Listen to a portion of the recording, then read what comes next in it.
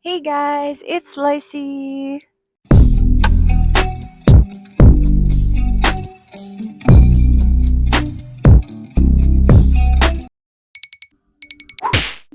It's Christmas season, yo guys, and for the first time here in my YouTube channel, I will be uploading unbox with me the gifts that I have received for Christmas season. In short, unbox with me. Period.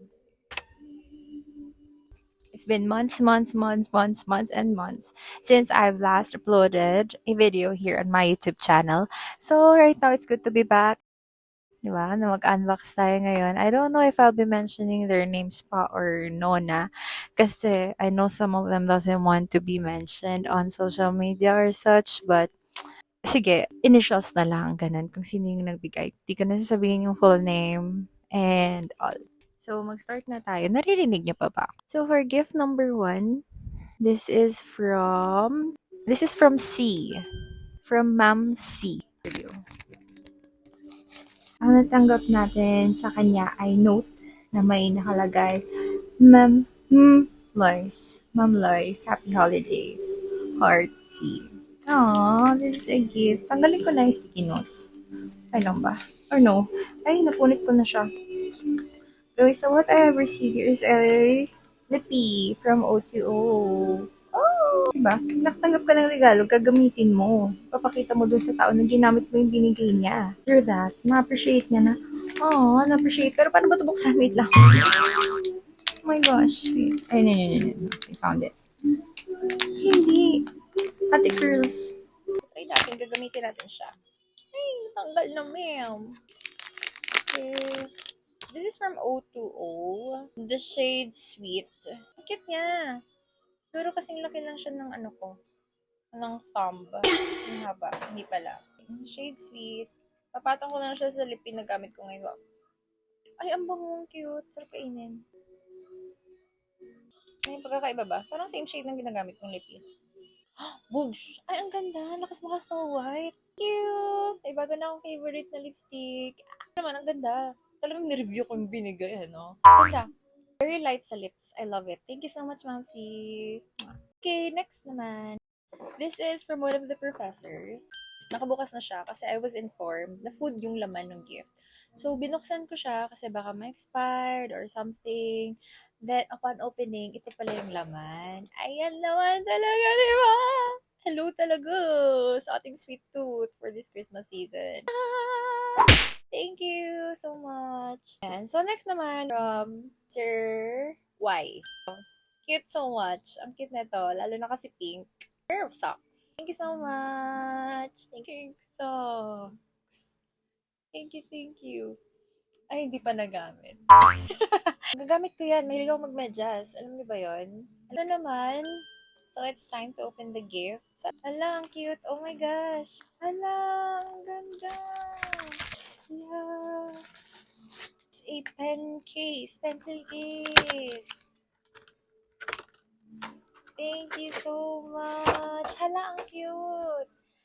Bilang isang babaeng mahilig sa mga abubot, feeling ko hindi ballpen ang malalagay dito, hindi mga makeup kit. Alam, may lagay na naman ako ng aking mga buting-tings. Thank you so much. For sure, I'll be using this ASAP. Next, this is from Miss G. Oh, ang cute. Kulay pink. Ano? Ganon. Pag maliligo ka, tapos basa yung buhok mo, di ba ito yun? Next gift is from Mom C.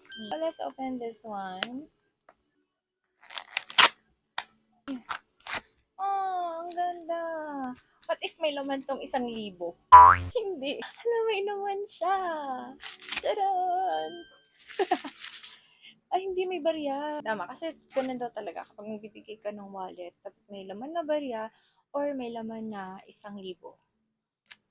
Thank you, Ma'am C. Thank you so much. Okay, next.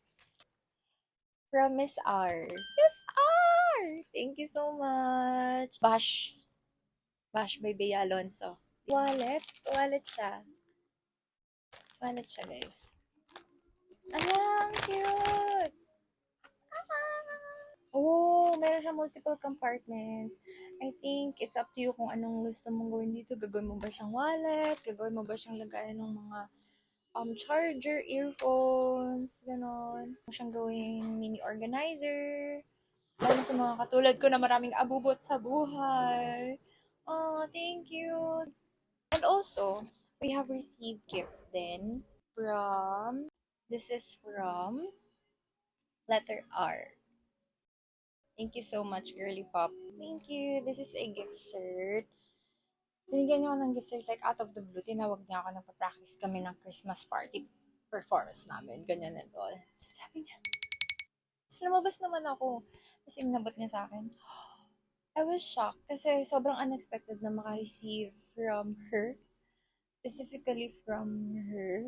Kasi parang siya yung tao na siya yung bibigyan. Tapos biglang siya yung nagbigay sa akin. I was like, wow, very thoughtful naman this girly. So, that was the gift that we have received. So, there are also some na natanggap ko during the Christmas party. I also consider them as gifts, but I cannot bring them here anymore kasi nagamit na namin siya. First of all, nakatanggap ako, nanalo ako sa raffle ng air fryer. Gosh, door prize yun siya, air fryer. Sabi ko, Lord, kahit yung maliit lang, basta toaster, bread toaster po. Tapos nung nandun ako sa door, sabi ko, air fryer, okay lang kasi wala pa kami niya. So, karoon na kami ng air fryer. Tapos, nung last day na ng pasukan, second from the last day, bago magbakasyon, pasok pa kami sa work, tinawag ako, sabi, nabunot daw ako, yung pangalan ko, tinawag daw ako. Sabi ko, saan po yan? Nagkakagulo sila kasi nakita nila ako na may napanalunan ako, ganyan. So, sabi ko, hala, ano po yun? Tapos sabi, nanalo ka, ganyan. Tapos, binigyan na sa akin. Sabi, ano ba yun sa kanya? Sabi, yung toaster. Sabi ko talaga, oh my gosh, ayun yung gusto ko. Toaster talaga. Diba? Diba? Like, I was so grateful na air fryer yung natanggap ko. Where in fact, makikipagpalit pa nga sana ako doon kay Ma'am C. Sa isang C din na ma'am. Ng isang gamit na nandito na sa bahay, kapalit ng toaster na meron siya. Kasi meron siya nun sa kanila.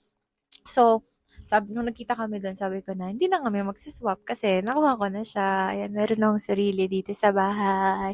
And I'm very happy because we're using it ni Mama pag morning. Kasi mahilig kami magkape sa umaga kahit na pinagbabawa sa atin ng doktor dahil sa ating gastroenteritis. Ayan. Pero kape pa rin ang kape.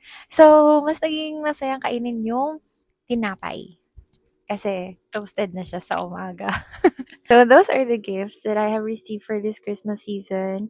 So there are many more gifts that I have received. Yung mga hindi nahahawakan na mga gifts such as gift of good health, ayan, wisdom, knowledge na bigay sa akin ni Lord, protection for my family, sa family ko dahil magkakasama po kami ngayong Christmas season. Kay Earl, of course, ayan, sa work, sa provision for the whole year na sinustain ako ni Lord. Di niyo pinabayaan.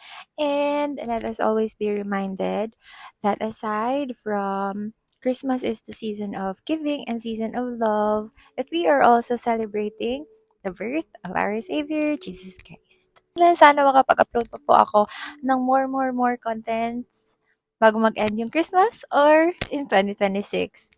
So if you guys like this video as much as I did, and if you enjoyed this one, don't forget to subscribe to my YouTube channel for more videos and click that notification bell for more updates.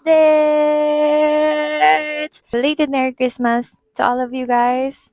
Have a prosperous new year. This has been Lacey. See you in 2026. Thank you so much for watching. Nalobat na ang aking camera. Bye guys. Keep your feet on the ground. God bless you all.